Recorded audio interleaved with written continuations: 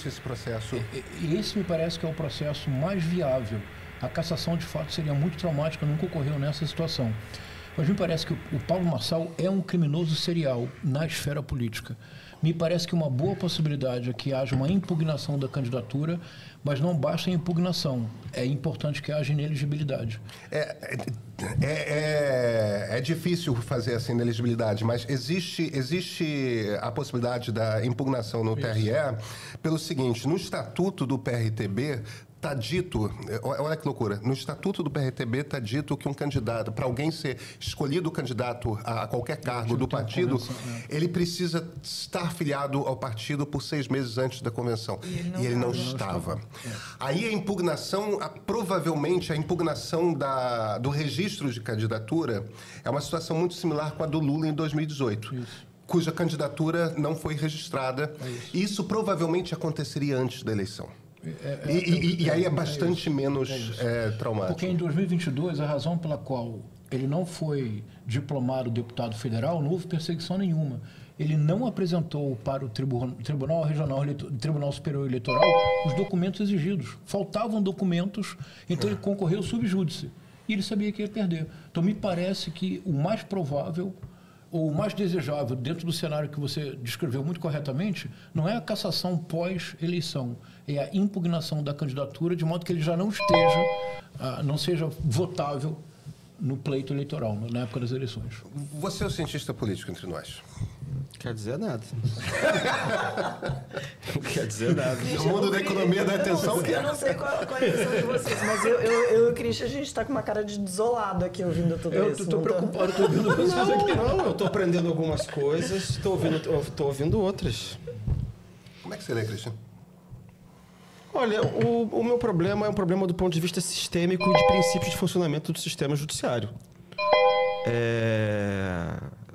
Eu não estou preocupado nem despreocupado com o Pablo Marçal nesse momento.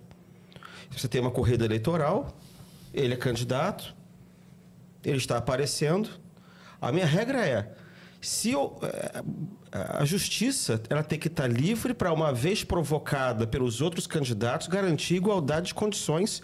Quem quer que seja esse candidato, com corte sem corte, sendo popular ou não sendo popular, Pedro. Eu fico um pouco preocupado, às vezes, com um tipo de argumento que é assim, o que o juiz tem que pensar 2 vezes, se ele vai agir, se ele vai decidir, se ele vai Mas você entende que esse julgar, mundo não existe, né? começando a calcular, mas por cima de princípio, porque isso mostra para mim uma contaminação da concepção do judiciário pela razão populista. É a ideia de que o judiciário, então, ele é sempre um ator político e ele deve julgar de acordo com as circunstâncias ou razão de Estado ou qualquer circunstância que estão rolando ali, Pedro. Pera um instantinho. Eu acho que isso quebra a isonomia. Porque se eu sou um outro candidato e existe... Eu não estou falando que é o caso concreto do Paulo Marçal, estou falando em tese. Entendi. E aí você vai ter que dizer, bom, nesse caso concreto, eu vou ter que julgar de maneira consequencialista, porque pode na frente acontecer isso. Eu até entendo que isso possa acontecer no Supremo Tribunal Federal, porque o Supremo Tribunal Federal é um tribunal de última instância que lida com questões constitucionais, que são questões políticas, e acima dele não tem outro tribunal, não tem jurisprudência que ele siga acima do Supremo Tribunal. Agora, se a gente começar a achar que sempre que você tiver um candidato populista, no caso, ultimamente, de direita, mas podia ser de esquerda. Claro. Entendeu? Que você não deve aplicar a lei que você julga necessária, ou os precedentes, ou a jurisprudência, porque aquilo implica na ideia de que você está ameaçando a democracia, porque vai ter um pedaço que já não acredita na democracia, ou que acredita que a democracia tem que funcionar fora dos limites do poder imposto pelas leis, tal como interpretadas pelo Poder Judiciário. Quando você começar a entrar nesse tipo de cálculo, repito, eu acho que é uma contaminação da razão populista, que é a ideia de... Olha aí, tá vendo? Excelente comentário, né? Não tem isso de não acreditar na democracia, né? Mas os meios jurídicos estão contaminados, né? Não estão atendendo a demanda, né? Aos anseios da população, né? Tava demorando aí para sair alguma coisa boa desse React. De que é tudo política, o judiciário está contra esse pessoal, quando na verdade são eles que estão contra as regras, ou contra a interpretação do judiciário. E aí você vai criar 2 pesos e 2 medidas, porque certos candidatos vão poder ter um certo privilégio, vão ter que ser pensados 2 vezes, se eles vão ser julgados assim, assado, e os outros não vão. Já existe um certo cálculo assim que eu reconheço, em cidades grandes, como São Paulo, como ninguém nunca impugnou um governador de São Paulo vencedor. Né? Você pega o governador do Tocantins, o governador do... O que já é um negócio complicado também. Exatamente, não é a respeito do Pablo Marçal, é a respeito desse tipo de situação que você coloca o juiz diante da necessidade de fazer julgamentos políticos. Olha aí a situação, né? Não tem precedente jurídico essa impugnação, né? Não tem precedente jurídico, né? Vai ser a primeira vez que vão impugnar, seria correto, né? Mas o cara ganhou, né, mano? Aí que tá a burocracia, né? A população vota, o cara ganha, mas aí tem uma brecha lá que pode impugnar. Por que quer impugnar? Quando, onde, como e por quê, né? É partir do pressuposto que a justiça tem que analisar politicamente. Entendeu? É isso que me preocupa. Não é o resultado, não é se é esse, se não é aquele, e a desigualdade que você vai criar dentro da competição eleitoral. A observação que eu tinha feito não era a respeito de se a justiça devia X ou a justiça devia ser Y. O ponto que eu estava fazendo essencialmente era a respeito das consequências de a decisão ser uma decisão de cassação pós-eleição. Sim, mas aí é um argumento consequencialista. Eu não estou entrando no mérito do que o juiz deve fazer ou não. Eu estou entrando no mérito de, em um juiz fazendo, vai ter uma consequência real. Existe sempre o debate quando a gente fala de justiça eleitoral, que não é a coisa do na dúvida pro réu, é a coisa do na dúvida pro eleitor. Deixa o eleitor escolher. E existe uma margem de interpretação. A partir do momento que você chega à conclusão que um determinado delito foi cometido, aí você entra na dosimetria e você tem que avaliar... Mas isso tem um limite, Pedro. Não, eu sei que tem limite, mas o ponto que eu estou fazendo essencialmente é o seguinte: eu não acredito que no Brasil exista essa justiça que você está descrevendo.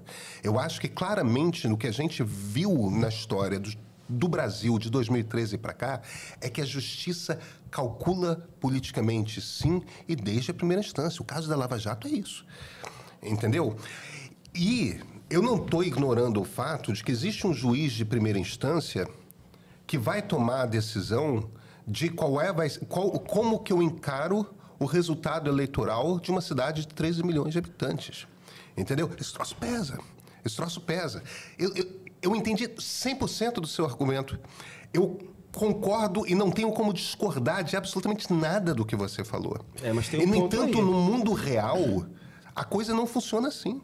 Pois é. Então, o que você está dizendo? Você está dizendo que de 2013 para cá começou a ter uma disfunção? A gente pode explicar essa disfunção? Como é que ela foi provocada? Em todos Como os é que a três justiça poderes. Não. Em todos os três tudo poderes. Bem, mas vamos falar especificamente a partir do judiciário. Começou a ocorrer essa disfunção e o que você está dizendo é que você tem que legitimar essa disfunção? Não, eu não estou dizendo nada disso. Ou que ela deveria ser corrigida. E eu não acho que é todo judiciário, não, tá? Eu não acho que é todo judiciário, não. Eu também não. E muito menos juiz de primeira instância, que está ocupando, que é um juiz ordinário, que está ali do lado acumulando função. Deixa eu dar uma coisa clara aqui. Tudo que eu tenho ouvido a respeito do juiz responsável pela eleição de São Paulo é que é um cara super íntegro e super corajoso, inclusive. Toma as decisões que tem de tomar e tal. Só para deixar claro que não estou imputando... Eu não sei absolutamente nada mas eu não estou falando de ninguém especificamente, não. Claro. Estou falando de ninguém especificamente. O problema é o seguinte... A partir do momento que a gente reconhece, reconhece o argumento populista de que todos os julgamentos são políticos, quando na verdade a gente está falando de discricionariedade, não está falando de arbítrio, porque todo juiz tem um poder de decisório que tem uma margem discricionária. A ideia de que existe um julgamento que é puramente político, que o outro que é puramente técnico, não existe. Claro. Tá? Isso aí é questão de teoria da decisão judicial. Isso aí já tem um monte de gente há muito tempo que fala isso. Uhum. Agora, quando a gente começa a dizer que então toda decisão é política, então, portanto, a inelegibilidade do Bolsonaro... Não foi isso que eu disse, né, Cristian? Não, mas eu acho um perigo dizer que isso tem sido feito sempre assim, que isso é assim, porque isso corrobora a tese de que, na verdade, os juízes julgam conforme a sua ideologia. Não foi isso que eu falei. Tudo bem, mas... Corroborar tese ou não muda a opinião da população, né, cara? E o que o povo sente, né, cara? Sente, né? Quando prende um bandido, ele vai preso. Aí ele chega lá, ele já tem 27 passagens e no outro dia tá solto, não tem discricionariedade, arbitrariedade, né, precedente, não tem nada que justifique isso, né? Chega à conclusão de que existe um problema, existe uma ilegalidade qualquer de acordo com a lei eleitoral. Eu tenho uma dosimetria aqui para aplicar a pena. O que me leva a levar a... Você pode aplicar uma multa, você pode... já faz isso.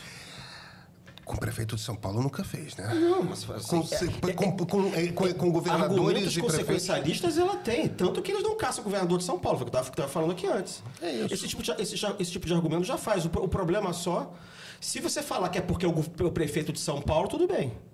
Mas se você disser porque é um populista de direita, que vai ter um pessoal que vai ficar chateado porque eles já tem tendência de sistema, não. É porque é o prefeito de São Paulo e é o cara que substitui o Bolsonaro. Sim, mas aí isso já acontece, ok. O meu medo era estar entendendo que, em certos determinados casos, como existem pessoas que são antissistema e acham que o sistema não as acolhe como elas gostariam, porque na verdade elas são contra o sistema, esse candidato deveria ser olhado com mais carinho por parte do juiz. Não, eu não acho isso. Pois é, então, você está falando que tem porque é prefeito de São Paulo. Ok. Mas não é só para prefeito de São Paulo, é esse desenho da maneira como, cara, essa história que essas pessoas estão ouvindo o tempo todo. Enfim, eu também não quero ficar monopolizando aqui a conversa, porque... Deixa eu trazer uns comentários aqui. Marcelo Haddad, professor João César, o Pablo Marçal não é um recado para a ideia de políticos como conhecemos até hoje, que eles não são mais aceitos?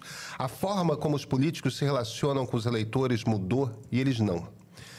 Cássio Bernardo, existe claramente uma falha nos debates. Não convém coibir xingamentos, apelidos jocosos e posturas agressivas? Tertuliano. Um radical, de uma pessoa que, enfim, comanda invasões de casa e tal, sentou para conversar com o mercado financeiro, com, enfim, o mundo corporativo e tal, e de uma eleição em 2018 que ele foi acho que o último candidato lá entre os presidenciáveis, ele acabou indo para o segundo turno, perdeu a eleição, mas assim, fez uma campanha que parecia que tinha realmente entendido como se comunicar com esse eleitorado. Pula para 2024 e a gente está vendo que essa comunicação toda não serviu para nada. Primeiro teve aquela história do hino, aquela pataquada da linguagem... Justiça seja feita, não era o troço, a mulher inventou. Não tem nem o que comentar, né, com relação à comunicação do governo atual, né, cara? Tá totalmente na desgraça, né, cara? Na miséria, na decadência, né, cara? Na incompetência, na ignorância. O governo atual.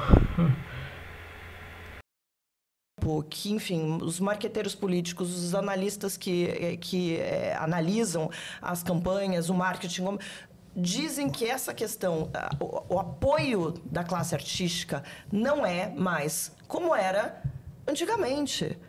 Quando você tem lá as diretas já, por exemplo, aquele monte de, enfim, aqueles nomões ali e tal, essas pessoas, claro que faziam esse marketing político em cima do palco, mas a comunicação era só feita por meio de televisão, de rádio. Era assim que as pessoas consumiam informação.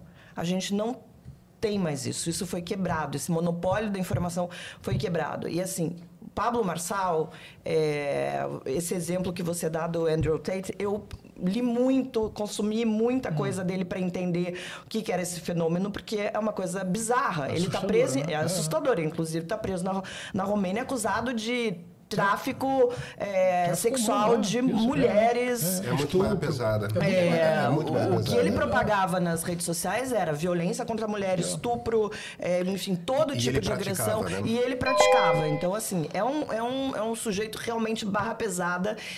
E é assustador que o candidato que possivelmente pode ganhar a eleição em São Paulo, se inspire num cara como o Andrew Tate.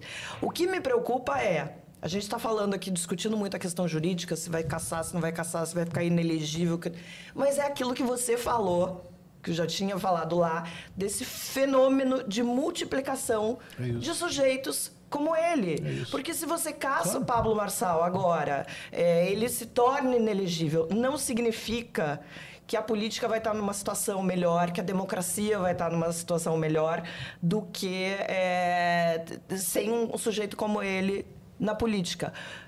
O que vai ser da gente, professor? Eu tinha só uma Por dúvida, favor. assim. Mas se você começa a ter uma multiplicação de Pablos Marçais, você não acaba com a, digamos assim, com a vantagem comparativa que ele teria, e isso se torna uma coisa... O que vai ser da gente? Quem, cara palha? Quem, filhote de ditadura? Entendeu? Que assim, você tem uma novidade tecnológica e o que você tem depois costuma ser assim. Você tem, na verdade, uma apropriação daquela forma de se expor para outros candidatos também. A escassez acaba, na verdade. Você começa a ter uma abundância da repetição daquele negócio. Mas quanto tempo demora para que haja uma saturação desse tipo de gente que faz política desse jeito? Sei, ele falou que era 2026. Não, Disse que ia ter uma porção, eu fiquei tranquilo. Não saturado. Então, mas 2026, na verdade, esse modelo de fazer política pode estar bombando. Eu acho que tem um ponto-chave, eu já vou te passar a palavra, João, mas eu acho que tem um ponto-chave no que o João estava falando, que é o seguinte: para você aplicar essas coisas todas de fórmula do lançamento, essas técnicas todas que o Pablo usa, tem uma forçada de barra ética. Exatamente. Que exige que o tipo de político que adote esse tipo de ferramenta, por natureza, seja um tipo de político que a gente... Mas, enfim, João... É bandido. Eu posso, na verdade, compartilhar com vocês uma inquietação? Pode. Para a qual não tem resposta alguma, é inquietação mesmo. Vamos lá. Que tipo de político, cara? Qual tipo de político? Que tipo de político que não é assim? Sem ética? Caraca, meu irmão. Me engana que eu quero ver. Me engana que eu quero ver. Quer dizer, você tem um gesto extravagante, para se tornar audível, você fala mais alto e xinga, você vira um Olavo de Carvalho, que era um meme ambulante, justamente por isso. Depois que você lacra com uma atitude extravagante, agressiva, violenta, se você repete o que você está dizendo, se você repete esse gesto uma, duas vezes, não pode repetir a terceira. Você tem que subir o tom. Você tem que subir o tom. Você tem que subir o tom.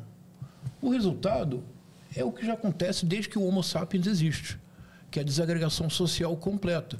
Porque você vai criando um tal acúmulo de tensão simbólica que é um momento que explode violência física. Por exemplo, esses grandes ataques terroristas, aquele terrível que aconteceu, foi na Dinamarca ou na Noruega? Oh, meu Deus, há uns 10 anos atrás. Noruega, aquele cara que foi numa ilha e matou um monte de gente. Obrigado. Quando se fizeram um estudo nas redes sociais desse assassino, percebeu-se uma escalada constante de violência simbólica, que explodiu no manifesto incoerente que ele escreveu e na ação específica.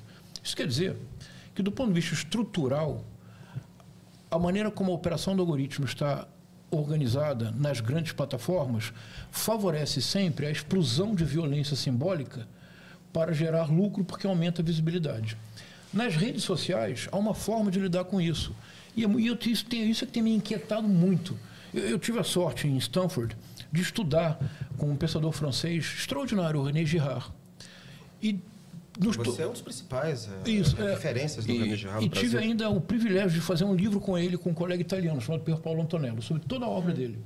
Passamos 5 anos trabalhando com o René Girard. O mundo de hoje é absolutamente um espelho do que ele chama de teoria mimética. Que ele foi a primeira pessoa a compreender que a imitação, ao contrário do que muitos pensavam, não é algo anódino, não é neutro, é o oposto. A imitação é a origem da violência humana. Porque se eu admiro a Marilis, eu vou desejar o que ela deseja. Eu vou, portanto, ao passar do tempo, que principiava sendo admiração, torna-se rivalidade. Eu quero ter o que você possui para me aproximar do modelo que eu tenho. A imitação, diz o René Girard, produz a violência propriamente humana, mas é um contágio. O que nós vemos nas redes sociais? É um contágio permanente de violência simbólica. Na história do Homo sapiens, como é que se resolveu esse conflito? Qual foi o mecanismo encontrado? Diz o René Girard, que não é o primeiro a dizê-lo, é o primeiro a sistematizá-lo. Está no Freud, Totem Tabu. É o mecanismo do bode expiatório. Aquela tensão de violência chega a um ponto de explosão, canaliza-se a violência contra uma pessoa da comunidade, contra um bode expiatório, contra um inimigo imaginário. Todo o discurso da extrema-direita só não explode em violência intestina porque ele sempre cria um inimigo imaginário externo, que é o bode expiatório. Isso que eu quero dizer é que se nós não compreendermos que a transferência sem mais É o Alexandre, né? da economia da... É o Alexandre de Moraes. Como assim? O bode expiatório. Ah, claro, exatamente, é isso. Nesse momento. Exatamente, Que é isso. varia, É né? isso, é isso. Sempre tem um. rotativo. É isso. Se nós não compreendermos que a transferência sem mais da economia da atenção, com essa questão estrutural da necessidade de sempre aumentar o tom. Então vejamos o Paulo Marçal, e eu termino. Olha só, a campanha dele começa. Ele diz que o Boulos, que a Tabata é a chatábata, que o Boulos é invasor de terras e comunista. Lacrou, sim. Próximo passo. Ele ataca a Tabata Amaral de uma forma inacreditável em relação ao pai da Tabata Amaral. Que, aliás, era um homem muito digno, porque ele não é pai biológico da Tabata Amaral. Assim como tem muitos pais biológicos no Brasil que não assumem os filhos, ele assumiu uma filha que não era dele como filha total. Muita admiração por ele. Era um homem doente. Com Boulos, ele passou para o cocainômano. Nos primeiros debates, ele atacou os candidatos. Depois, sistematicamente, os jornalistas. Ontem, no Roda Viva, Pedro, ele disse: eu só estou aqui para fazer cortes. Ele está dizendo na cara da Vera Magalhães, que coordena o mais importante programa de entrevistas da TV brasileira. Ele está dizendo que aquilo é uma palhaçada. O que o Paulo Marçal está fazendo, na verdade? Isso que é grave. Porque, veja, a gente pode falar o que quiser da Nova República, mas tem duas coisas. Ainda mais uma pessoa da minha idade, 59 anos, velhinho, eu tenho que bater palmas para a Nova República. Estabilidade da moeda. Estabilidade política nas eleições.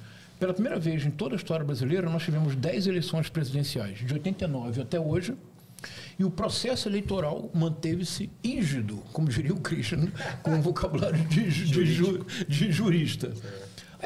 Então, a estabilidade política das eleições presidenciais, que nunca tivemos, e a estabilidade da moeda são duas conquistas civilizatórias.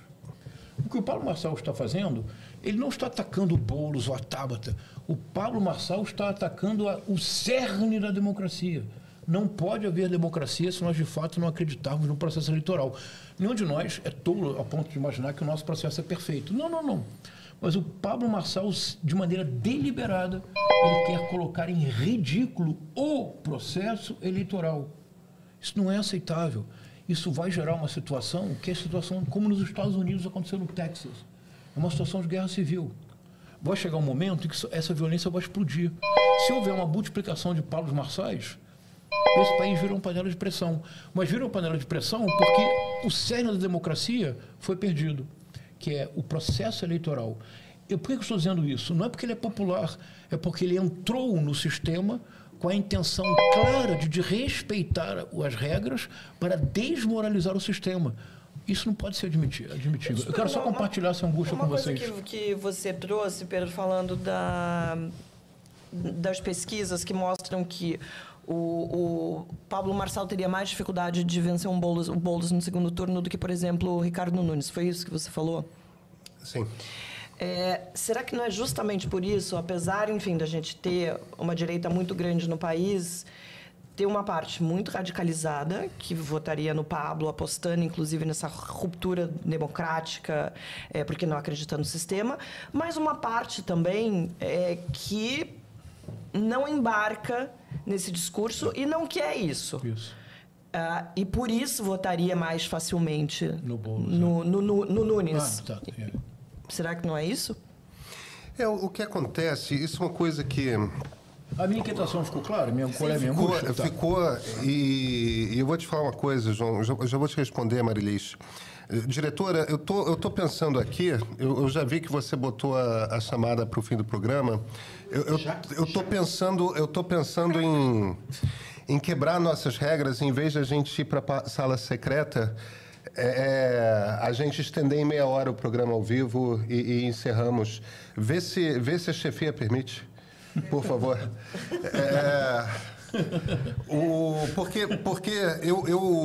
Porque o João acabou de me deixar 3 vezes mais angustiado do que eu já estava. E eu quero ver se eu consigo, pelo menos, não fazer isso com nossos pobres espectadores, sabe?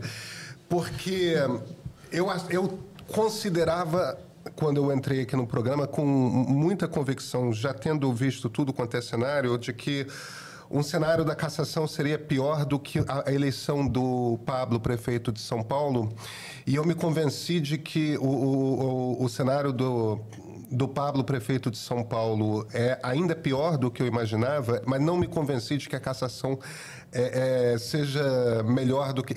No fim das contas, é aquela sensação um pouco de se ficar o bicho pega, se correr o bicho pega e se ficar o bicho come. Eu estou sentindo que a gente está um pouco numa armadilha. Eu também, enfim, eu considero o Pablo muito mais perigoso que o Bolsonaro. Muito mais perigoso, muito mais corrosivo para a democracia. Tem um ponto aqui, Marilis, que quem explica melhor isso é o pessoal da Atlas Inteligência. Eles têm uma série de pesquisas. Uma vez eu vi o Andrei, que é o CEO da Atlas, mostrando, o André Roman, mostrando uma série de gráficos, comparando... eleições brasileiras diversas, e o que ele mostra é o seguinte: a gente está, enfim, é aquela coisa que outro pesquiseiro, né, o Felipe Nunes e com o Thomas Talman chamam de polarização afetiva, né? E o cenário, em essência, é o seguinte: a tendência dos segundos turnos de grandes eleições, e no caso de São Paulo é uma grande eleição, porque são 13 milhões de habitantes e tal, é um candidato lulista e um candidato bolsonarista. Esse é o cenário. Então, o que acaba acontecendo é que a polarização nacional é jogada para lá. Isso, nas eleições dos grandes estados, costuma ser assim. Na eleição de 2026 vai ser assim. Vai ser um candidato do Lula, possivelmente o próprio Lula, e um candidato do bolsonarismo, não vai ser o Bolsonaro porque ele está inelegível, mas algum candidato do bolsonarismo e tal. E, em geral, esses candidatos, eles têm uma rejeição imensa e uma aprovação imensa. Entendeu? O piso deles é muito alto e o teto deles é muito baixo. Quer dizer, a quantidade máxima de votos que eles conseguem atingir é baixa, em comparado com o piso. Agora, a quantidade mínima de votos que eles têm já é um troço tão alto que eles já estão no segundo turno. Entendeu? Nenhum terceiro candidato consegue. Agora, às vezes acontece, e é muito raro, de que um candidato não ligado a nem o lulismo, nem o bolsonarismo, chega ao segundo turno. Um dos exemplos que ele dá, que é o melhor exemplo que a gente tem recentemente, é na última eleição do Rio Grande do Sul, quando o Eduardo Leite foi eleito governador. Aí ele teve uma disputa acirradíssima com o candidato do PT e, por 0,5% de voto, para um troço ridículo, foi o Eduardo Leite para o segundo turno e não... Quando alguém que não é do jogo... dessa polarização chega ao segundo turno, essa pessoa está eleita. Porque a rejeição do outro lado é muito grande. É tão grande que todo o resto cai em cima desse candidato. Em São Paulo, a pessoa que poderia representar isso é Tabata Amaral. Se a Tabata Amaral vai para o segundo turno, ela está eleita. Não importa se é contra o Nunes, contra o Boulos, contra o Marçal, não importa. Ela se elege. O problema é que as chances de ela chegar ao segundo turno são... Muito pequenas. Muito pequenas, muito pequenas. Porque você tem que conseguir encostar em um dos dois candidatos da polarização. A questão do Boulos contra o Nunes é o seguinte: o Nunes é um bolsonarista fake. Ele é um vereador fisiológico que caiu de paraquedas na Prefeitura de São Paulo porque, num determinado momento, convinha ao Bruno Covas botar alguém do PMDB, que era o partido com o qual ele tinha que se coligar, que fosse mais neutro. Entendeu? Ele literalmente queria alguém picolé de chuchu. Ele queria alguém que... Então, o Nunes é aquele cara que... E isso meio que vira uma vantagem para ele, porque isso quer dizer que a rejeição dele não é uma rejeição tão grande quanto a rejeição que ele teria como se fosse um bolsonarista legítimo. É um bolsonarista puro sangue. Sim, ele não causa emoções. Exatamente, ele não causa nem boas, emoções. nem ruins. Agora, isso é desvantagem para o Nunes também. Não é à toa que o Pablo Marçal está crescendo. É porque também os bolsonaristas não olham para o Nunes e veem, esse é o meu cara. Não. Entende? Aí aparece esse sujeito. Se fosse só candidatos normais, o Nunes ia para o segundo turno e o Boulos é um candidato, por conta do passado dele ali de invasão de prédios, etc., coisa do movimento dos trabalhadores sem teto, é muito difícil você eleger em São Paulo um candidato que tem no passado a esquerda radical. Vamos dar de barato que veja que esquerda radical não é a mesma coisa que extrema esquerda. Extrema esquerda quer a abolição da democracia. Radical é aquela turma que ainda está dentro da democracia, mas que está disposta a forçar a barra, cometer crimes às vezes, tudo mais, tal. Incendiar umas estátuas, quebrar umas vitrines, esse tipo de coisa. O Boulos... É muito recente esse passado do Boulos para ele conseguir se eleger com facilidade em São Paulo. Então, contra o Nunes, eu não vejo chance para Guilherme Boulos. Contra Pablo Marçal, aí você tem um choque de rejeições, entendeu? Que é muito barra pesada, porque ele representa, o Pablo, muito claramente o extremismo bolsonarista, entendeu? Eu te confesso que eu estou menos preocupado com a eleição de São Paulo do que eu estou preocupado com 2026, porque eu não consigo enxergar um cenário em que o Pablo não... A não ser que ele seja derrotado eleitoralmente em São Paulo. Se ele concorre à eleição, a justiça eleitoral não mexe com ele, e ele é derrotado, aí talvez desmonte a coisa. O cara não ganhou a eleição. Mas eu acho ele um candidato formidável e não entendo esse formidável com a acepção positiva, mais comum da palavra. A ideia aqui é formidável no sentido de que o talento de manipulação do debate público que ele tem é impressionante. É muito, muito, muito impressionante. Eu ia falar pra gente, tenho certeza que você assistiu o Roda Viva e deve ter esmiuçado alguns pontos ali bastante interessantes, e é realmente impressionante como ele consegue desestabilizar o ambiente, a agressividade e o deboche, o sarcasmo com os quais ele trata os jornalistas. Ele trata o jornalista como burro, né? A gente estava conversando ali atrás, assim, em vários momentos da entrevista, ele vira para o jornalista e fala, eu vou te explicar, como se o jornalista fosse realmente uma pessoa que não tem conhecimento, um desinformado, que não tivesse feito o dever de casa, e teve grandes embates ali durante a noite. O que você destaca do que você viu desse poder de manipulação que o Pedro estava falando? Tá. Eu fiquei muito impressionado. Assisti o Roda Viva inteiro, ao vivo, né, desde o princípio. Eu fiquei muito impressionado com a transformação do Pablo no próprio programa. Não sei se vocês concordariam. Quando ele sentou, a primeira coisa que ele disse é que ele estava nervoso, que era uma grande honra, mas ele falou, não parecia irônico, que ele jamais havia imaginado que estaria no Roda Viva. E ele disse, tanto pode ser um sonho quanto um pesadelo. Quando o programa principiou, e a Vera Magalhães já fez uma pergunta, não diria dura, uma pergunta necessária. E quando ficou claro que os jornalistas teriam uma atitude de realmente perguntar e, em casos específicos, dizer não, mas não é bem assim, etc., ele foi se transformando. Parecia literalmente um psicopata em cena. Quer dizer, daquela posição inicial, ele foi pouco a pouco tornando-se cada vez mais agressivo, cada vez mais cínico em relação à própria posição dele. A tal ponto que chegou um momento, mais ou menos na metade do programa, que era evidente para todos que ele estava desrespeitando assintosamente a jornalista Vera Magalhães e ele estava desrespeitando assintosamente o programa. Porque quando a câmera vinha nele, ele fazia aquele gesto, né? 1, 2, 3, M. Quando a câmera subia para o alto, ele olhava exatamente para o ângulo correto e fazia sinais. Isso quer dizer que o Pablo Marçal entrou no estúdio, observou a posição das câmeras, porque durante todo o programa ele sabia exatamente para onde olhar. Houve um momento, você deve ter visto, Marilis, em que a Vera Magalhães disse, não, mas olha, fale conosco, olhe para nós. E ele disse não. Sim, ela fala, você não veio aqui para ficar fazendo corte de vídeo para suas redes sociais. E você não lembra a resposta dele? Ele disse vim. É a única oportunidade que eu tenho, porque eu não tenho tempo de televisão, eu não tenho tempo de rádio, eu tenho que aproveitar.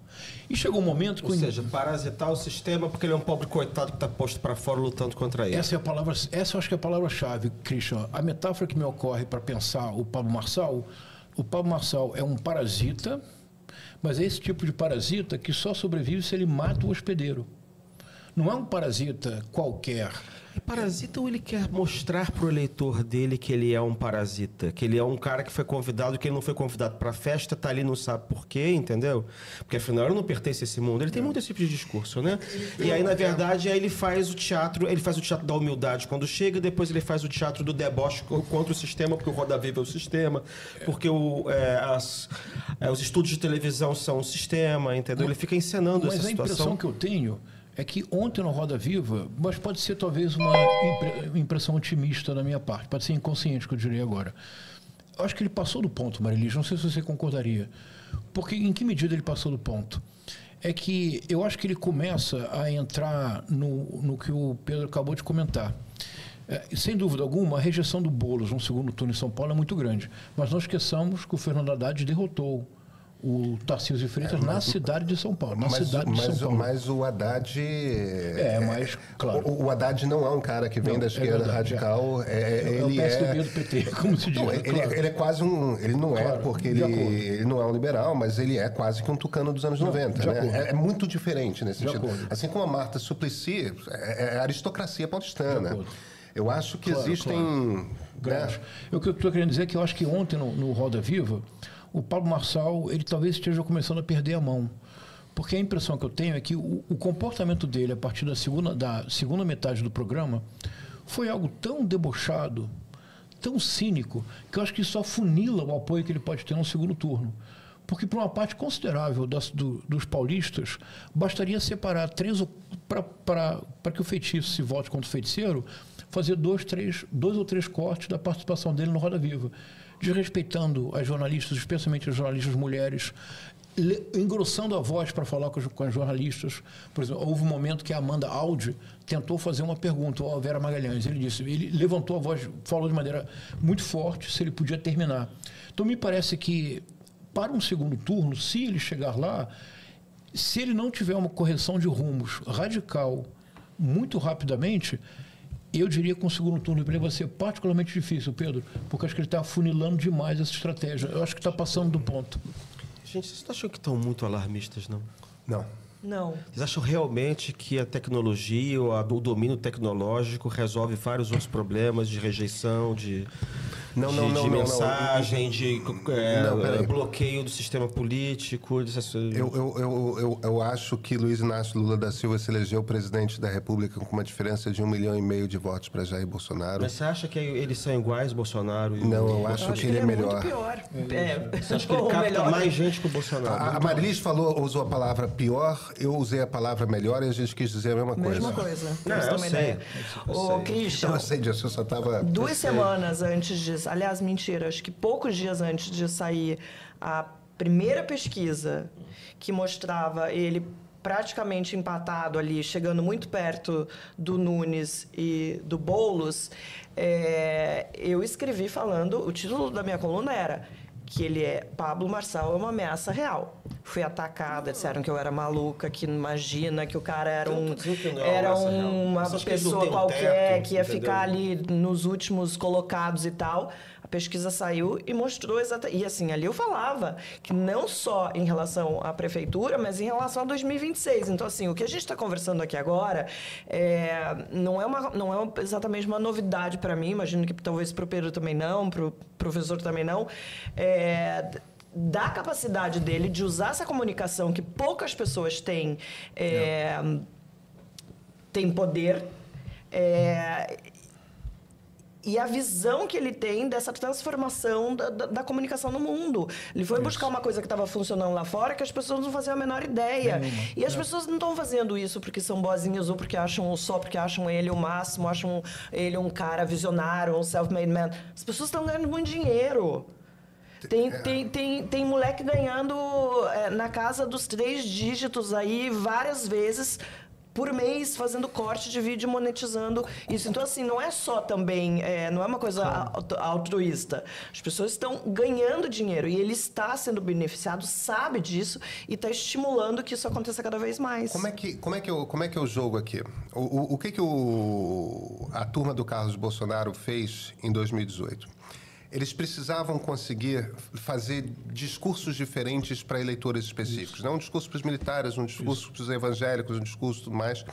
E eles, desde um pouquinho antes da greve dos caminhoneiros no governo Temer, mas principalmente a partir da greve dos caminhoneiros, eles começaram a construir uma rede de grupos de WhatsApp que tinha uma quantidade imensa de, entre aspas, influenciadores dentro de cada setor que recebiam aquelas mensagens específicas para aquela turma e ia lá, vídeo do Bolsonaro, meme do Bolsonaro, coisas do Bolsonaro, e você fazia essa distribuição via essa rede de WhatsApp. Graças a essa quantidade realmente muito grande de grupos que o Carluxo ajudou a organizar, orientou a organização.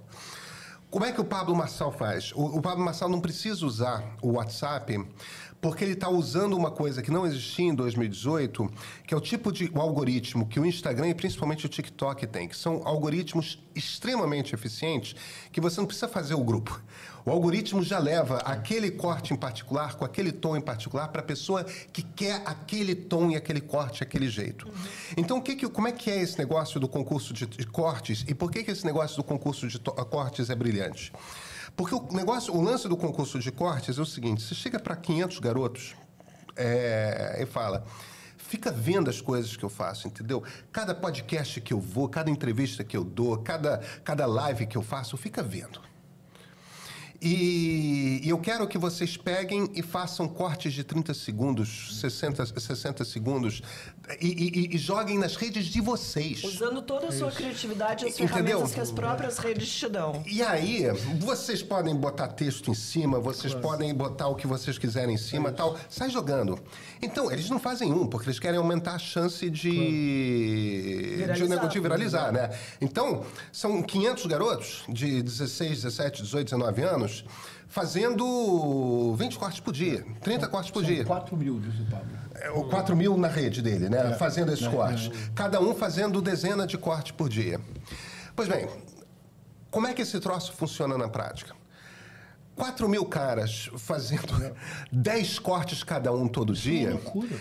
É uma loucura. Aí o que o Pablo diz é o seguinte, não, eu vou pagar para os 30 que tiverem maior engajamento. Isso, 30, isso mesmo. E você ganha com aquele negócio os caras que fazem os troços que têm milhões de views, milhões de OKs, milhões de comentários.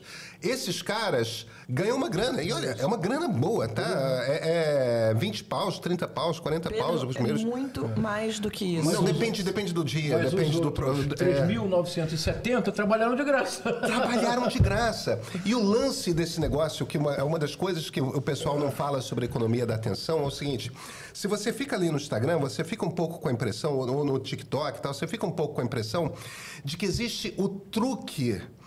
Não, tem o storytelling, tem o hook, ou tem as palavras-chave que eles usam, que esses vários ensinadores de técnicas, tudo mais, que é um bando de técnica antiga de jornada do herói, entendeu? O Jung já falava esse troço, o troço não tem nada de velho, pessoal de Hollywood, na época de série de cinema, já tinha coisa de gancho para o próximo episódio e tal, mas eles pegam e dão usam os termos em inglês bacanas e tal, contam um troço. A verdade é o seguinte: o que o algoritmo vai fazer engajar ou não é um mistério. Mas faz uma imensa diferença se você tem uma campanha eleitoral que tem 4 caras fazendo cortes para sua campanha e você bota 20 cortes por dia, e se você está botando 1000 cortes por dia. Claro. Porque a chance de você conseguir viralizar é muito maior se você bota 1000 cortes por dia do que se você bota 20 cortes por dia. E você tem uma massa de pessoas botando nos seus perfis esse negócio. E esses cortes, tem um troço que o Pablo conta em tudo quanto é entrevista que ele dá mais solto, que é, não, um dia uns caras chegaram para mim, Pablo, você vai pagar se o corte for negativo? Então, né? E ele, não, que papo é esse negativo? Ele sempre conta essa história. Que papo é esse negativo? Aí você vai ver, era tipo, ele dando uma vacilada, ele dando uma estourada, e dava altíssimo engajamento. E na cabeça dele, e ele tem razão, esse troço é bom.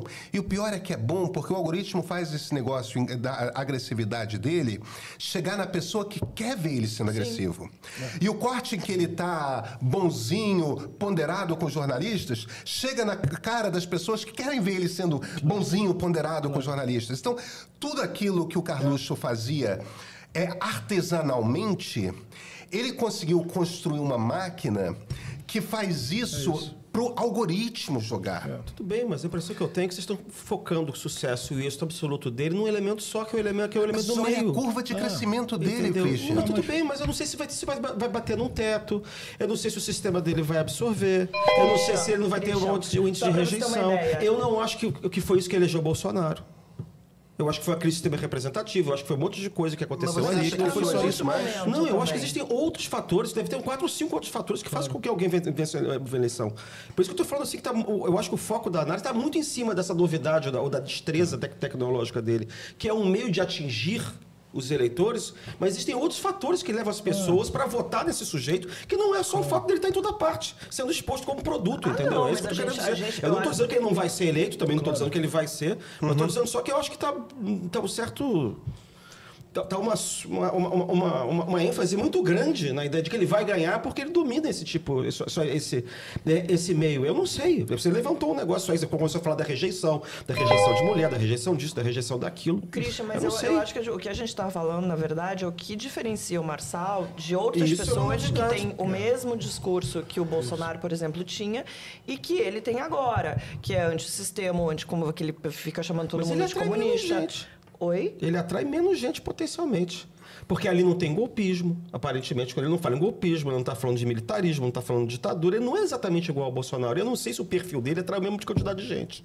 Não sei se atrai os malafaias, não sei se atrai esse pessoal. Por enquanto. Muito bom aquele fio que você fez na semana passada. Não. Você fez um fio... Não, você tem razão. Eu estou lembrando do fio que você fez semana passada no antigo X, no falecido X. Deus tem. O diabo tem a sua infinita misericórdia. Que você observa justamente isso, que ele pega um no público... artigo de amanhã, eu tô falando disso também. Por acaso. Por acaso, no meio. João que estava aflito para falar. Não, é que essa observação é bem interessante. Tem uma antropóloga, ela na verdade não mora no Brasil, ela é professora na Irlanda, que é a Rosana Pinheiro Machado. Ela é muito boa. Ela estava aqui? Deu uma palestra da Casa Rui. Não, achei que estava aqui no meio. Não. Ela tem uma hipótese bem interessante, eu acho que vai ao encontro do que você está dizendo. Ela atribui ao crescimento do Pablo Marçal uma questão que ela tem trabalhado há muito tempo, que é a precariedade. Quer dizer, a precariedade das relações de trabalho, a precariedade dos meios de vida. E ela faz pesquisa em várias periferias, não só no Brasil, nas Filipinas, e ela identificou um sintoma similar. No Brasil, ela disse, numa entrevista para o UOL, muito interessante, dizendo que há mais de 2 anos, entrevistando mães jovens da periferia de todo o Brasil, que elas já escutavam o nome Pablo Marçal, antes, portanto, do campeonato de cortes. E qual era a chave para essa presença do Pablo Marçal no imaginário dessas pessoas que vivem em precariedade? É que o Pablo Marçal se apresenta como self-made man, filho de uma faxineira, de um funcionário, de uma doméstica, de um funcionário público que enriqueceu graças às oportunidades criadas para um meio novo, o meio digital. Então, que já tem mais... Para nós agora, o Pablo Marçal surgiu com toda a força por esse sistema que ele criou, sistema de comunicação. Mas no imaginário da população mais carente brasileira, ao que, segundo a pesquisa da Rosana Pinheiro Machado, o nome Pablo Marçal já era conhecido antes dessa explosão tecnológica. Ou não apenas pela explosão tecnológica, mas por essa questão da precariedade. A gente tem que ver um pouco também, que eu acho que outra razão que explica o salto dele rápido, foi mencionado pelo Pedro também, que é o fato de que o eleitor bolsonarista disruptivo, que deve ser 30% do eleitorado, 25%, 30% do eleitorado, ele olhou para o Nunes e... Bom, claro. Como é que era a propaganda da Sadia? Esse não é Sadia, tá querendo me enganar, né? Lembra desse negócio? Eu passava a mão no... Era uma propaganda, para quem não tem 200 anos de idade, era uma propaganda sobre qual era o melhor presunto. Aí o sujeito tava... Esse é Sadia. Ele ia provando os presuntos o garoto de olho vendado. Então era assim, esse aqui não é Sadia, esse aqui tá querendo me enganar, entendeu? E assim, o Nunes tá querendo me enganar. Então você teve uma espécie de uma migração muito rápida de votos desse setor para ele. Claro. Mas o que não significa que... Eu não sei se o teto dele é maior ou menor do que o do Bruno Nunes. Você entende o que eu estou querendo dizer? Porque ele está dentro de um nicho também. Não vai ser assim. Você vai encontrar... Você não está votando em São Paulo, mas você está em São Paulo, mas vai encontrar Pablo Marçal em toda parte. É por isso que você vai votar nele? Ou você vai votar nele? Você entende o que eu quero dizer? Existem outros limitadores e outras coisas que pesam, que eu não sei se é para ter... Meu Deus do céu, já é presidente em 2026, entendeu? E tem também bloqueios de sistema político. Porque, por exemplo, o fato de não ter tido o Marçal originalmente como candidato de Bolsonaro decorre do quê? Não tinha... Os algoritmos não funcionavam do jeito que funcionam hoje. Não, é que o sistema também está no esforço de domesticar esse pessoal disruptivo. Não é só o Alexandre de Moraes que está ali mantendo o Bolsonaro no garrote. O sistema político também quer empurrar o Tarcísio, quer botar outras pessoas ali. As pessoas perceberam isso no eleitorado. E aí, em vez de botar o dinheiro no Nunes, botou as fichas nesse Marçal. Mas isso não significa que... Eu não sei se isso vai dar resultados que são tão diferentes assim. Entendeu? A gente tem que realmente ver o resultado. E não sei se está no momento disruptivo também. Entendeu? Então... Eu sempre fazendo papel, como é que é? Christian é sempre otimista. Você é sempre otimista mesmo. Eu não sei, estou só dizendo que a coisa é um pouco mais complicada. A questão é que a gente... Senão eu não durmo, gente. Se tem um assunto que está sendo discutido no Brasil inteiro, não só em São Paulo, não só aqui na Mesa do Meio, não só no Rio de Janeiro, não só nos canais de jornalismo, não só... É ele. Sim, é o novo Bolsonaro. Isso vai fazer... Mas é o novo Bolsonaro? Essa que é a minha pergunta. E isso... Eu acredito que vai fazer uma diferença enorme daqui a 2 anos. Sim, vamos ver. Deixa eu ler mais uns comentários. Glória Vargas. Marçal chutou o pau da barraca, arrombou a porta do sistema democrático e acho que não volta pro tubo. Ele não é Bolsonaro. Da independência cada um recebeu um ensaio sensacional da melhor... Sua resposta para conferir. É do dia... Posso falar? Pode. É o dia Nossa Senhora da Aparecida. 12 de outubro. O ano? 22. 1822. Temos. Márcio. Márcio respondeu. Muito bem, mas muito bem. Salva de palmas! Já foram informados de como entrar em contato com você, diretora? Mandar um e-mail aqui, pode deixar. Tá bom. Gente, como eu pedi mais cedo e a diretora aceitou, muito gentil que ela é. Hoje não tivemos sala secreta para os assinantes premium, mas isso não me impede de pedir a sua assinatura, de pedir que você apoie o nosso jornalismo. Temos muitos conteúdos especiais, newsletters exclusivas, entrevistas em vídeo só para os nossos assinantes, QR Code na tela. Agora sim, a gente se despede de vez nessa noite de terça-feira. Foi um prazer contar com a audiência de vocês. Obrigado a todos. Até próximo. João, sempre um prazer te receber. Muito obrigado. Uma alegria estar aqui. Obrigada, João. Obrigado. É sempre um prazer, coleguinha. Eu tenho uma enorme admiração pelo canal, é por onde eu me informo. Eu aposto muito no streaming. É rápido, direto ao ponto. Poder ter uma newsletter que vem com conteúdo curado, que tem não só fatos e dados, mas também opinião, visão, ajuda a formar o raciocínio crítico que a gente precisa para continuar à frente, continuar liderando processos e pessoas dentro das empresas.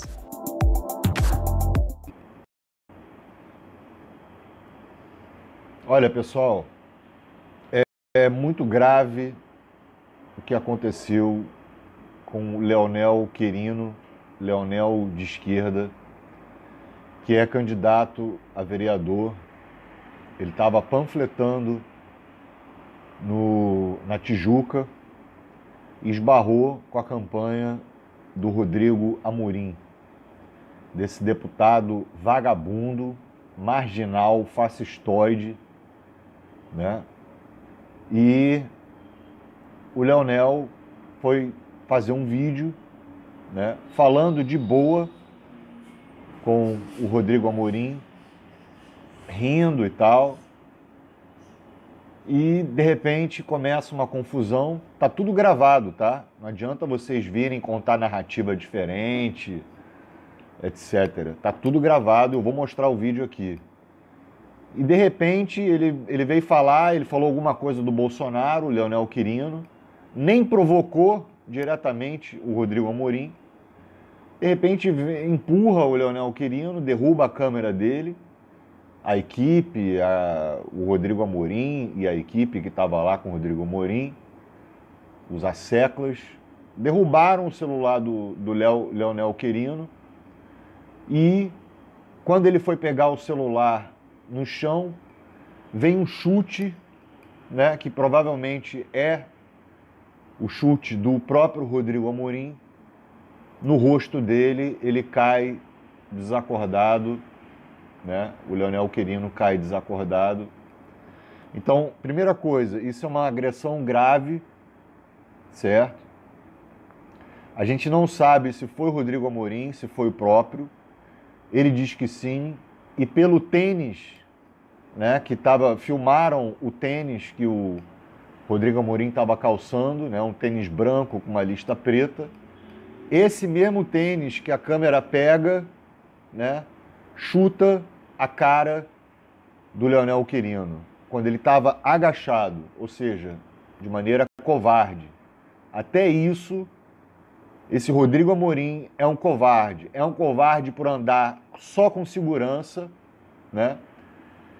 E é um covarde por chutar o rosto, agredir seriamente o Leonel Quirino.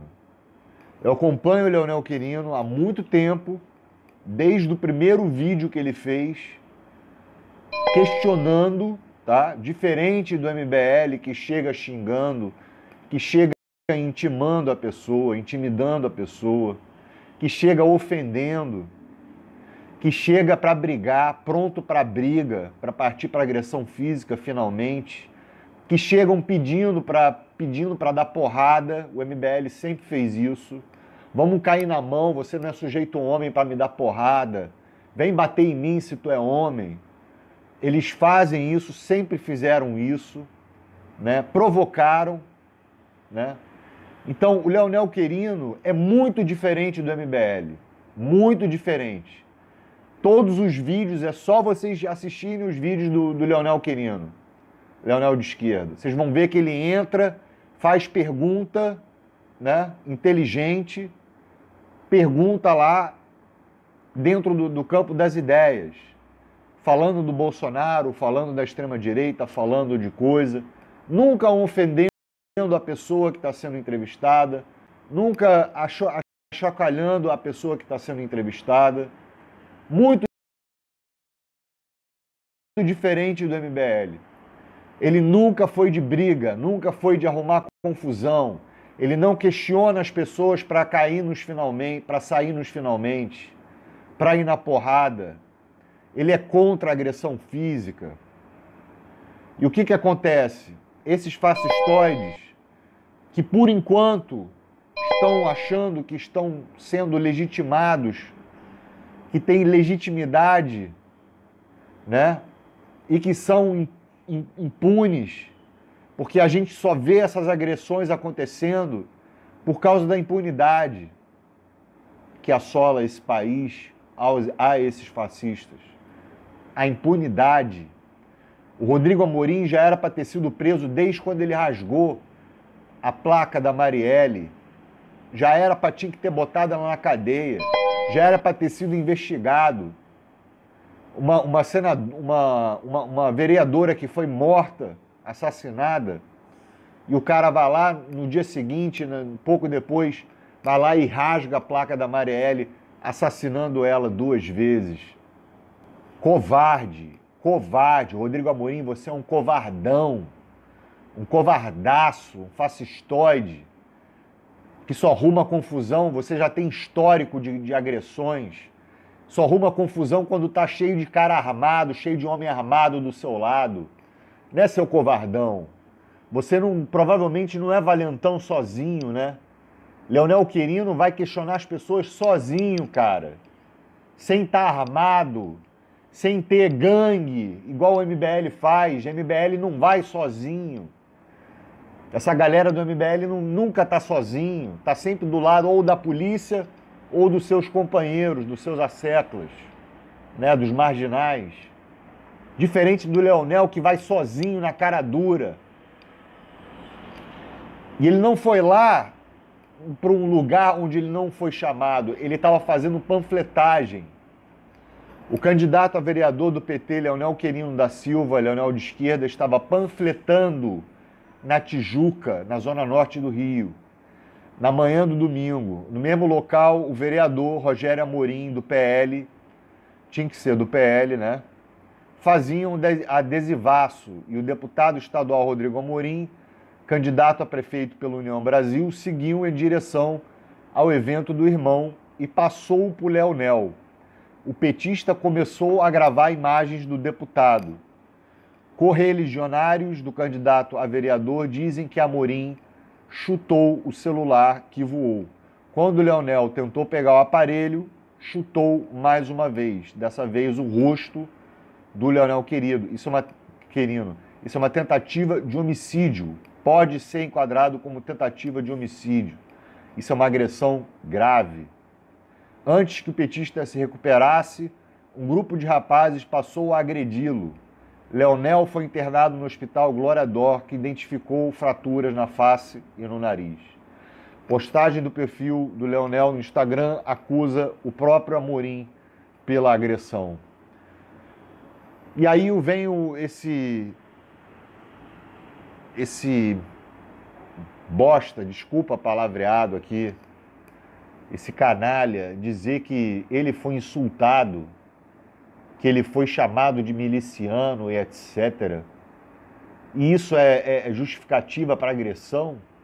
Mesmo que isso fosse verdade, isso não é verdade, porque a gente tem um vídeo. E eu vou mostrar o vídeo para vocês. O vídeo está lá na íntegra.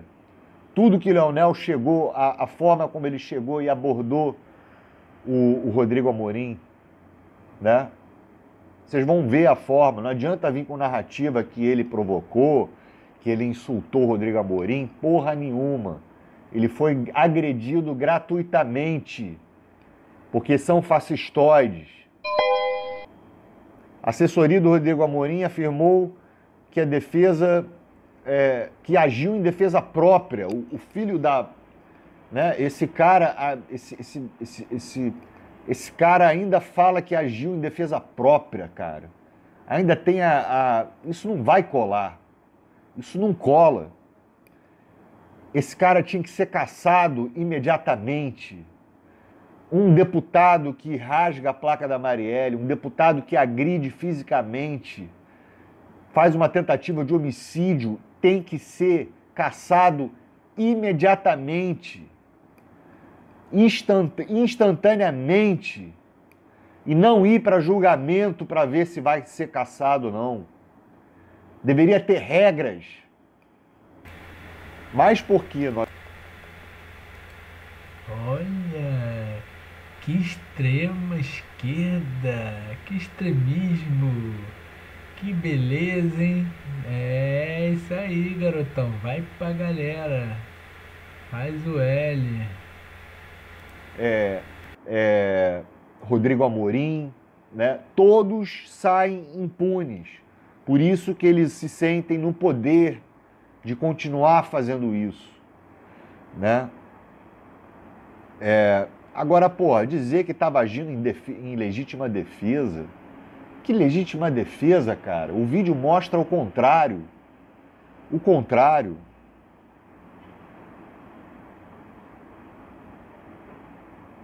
No vídeo postado pelo petista, no entanto, não há nenhuma indicação de que ele agredia Amorim. Nem verbalmente. Nem verbalmente o Leonel Querino agrediu Amorim. E Amorim foi lá e chutou a cara dele. Pelo contrário, o celular do Leonel, que gravava a conversa, é jogado no chão repentinamente. Ouve-se o candidato do PT falar ai, numa indicação que foi agredido. Né? É isso.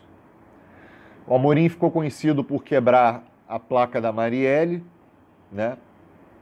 Esse vagabundo já tretou com muita gente e tem um histórico de agressões verbais a agentes servidores do Rio de Janeiro. Eu vi esse vídeo, ninguém me falou não, eu vi esse vídeo dele agredindo verbalmente os agentes servidores do Rio de Janeiro. O mesmo marginal fascistoide que quebrou a placa da Marielle. Já na campanha de 2022, ele foi acusado de usar seguranças, como um bom covardão que ele é, né, para impedir uma atividade do então candidato a governador Marcelo Freixo na Zona Norte, na época das eleições de 2022. Então, o que vai acontecer agora? Amorim, tu vai responder na justiça, rapaz. E tu vai ter seu mandato cassado, seu marginal delinquente.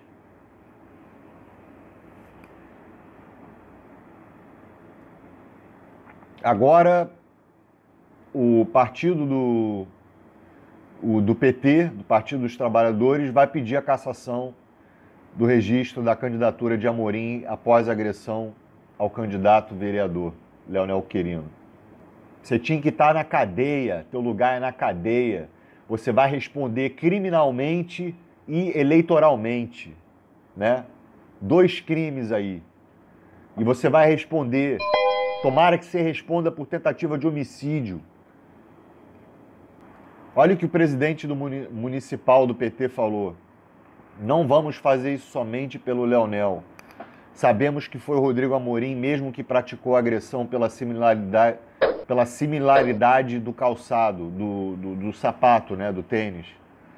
Mas sabemos também que ele teve outro caso de violência política, que está aguardando julgamento de embargo contra Beni Brioli. O cara já tem histórico, né, de agressão. Valeu, galera, valeu. Esse foi mais um react. Valeu, vários assuntos misturados aí. Obrigado pela paciência, obrigado pela preferência. Deixa o dedo no like, se inscreve, curte, compartilha. Tamo junto, até a próxima, valeu.